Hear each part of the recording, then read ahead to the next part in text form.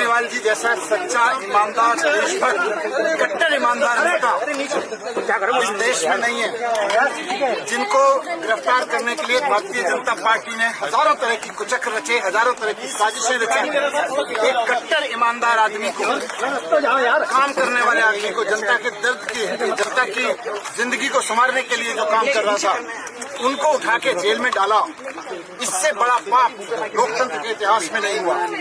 आज honourable supreme court को हम नमन करते हैं, उनको सलाम करते हैं, उनका धन्यवाद करते हैं। हम इस देश के संविधान का धन्यवाद करते हैं, बाबा साहब का धन्यवाद करते हैं, जिनके बदौलत आज सच्चाई की जीत हुई है। और ये खाली सच्चाई की जीत की बात नहीं है, झूठ भी एक्सपोज हुआ है। जिस तरह से आज ऑनरेबल सुप्रीम कोर्ट में ऑब्जर्वेशन दी गई, कहा गया कि केजरीवाल जी को ईडी की रिहाई से रोकने के लिए सीबीआई का पूरा गिरफ्तारी का मामला रचा गया।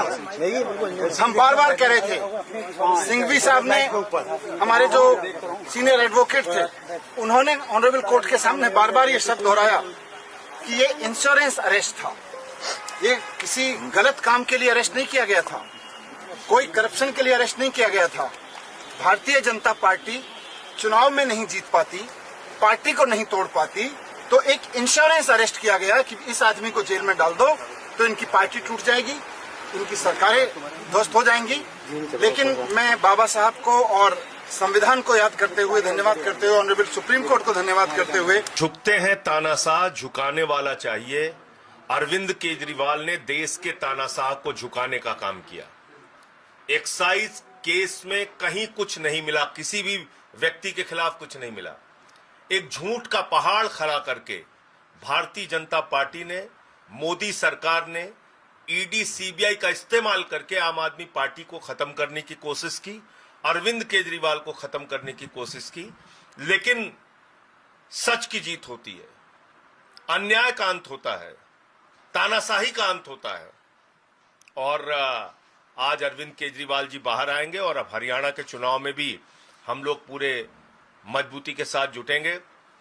आज अखबारों में छपा है, करीब 40 लोगों को एक्यूज बनाया गया था और मात्र 2 लोग आज जेल में बचे थे, तो बेल तो मिलनी तय थी। मगर जो सुप्रीम कोर्ट ने आज केंद्र सरकार की इन्वेस्टिगेटिंग एजेंसीज के बारे में कहा है, मुझे लगता है वो केंद्र सरकार के लिए बहुत बड़ी फटकार है।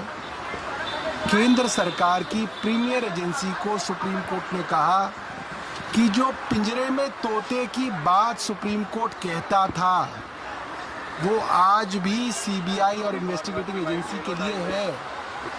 और ये बहुत ज़रूरी है कि ना सिर्फ सीबीआई इंडिपेंडेंट दिखे, इसका परसेप्शन हो कि ये इंडिपेंडेंट है।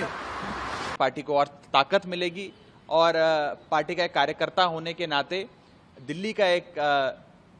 दिल्ली और पंजाब और पूरे देश भर का एक नागरिक होने के नाते मैं तहे दिल से स्वागत करता हूं इस फैसले का। और बस एक ही चीज़ कहना चाहता हूं इस भावुक लम्हे में कि वेलकम बैक अरविंद केजरीवाल।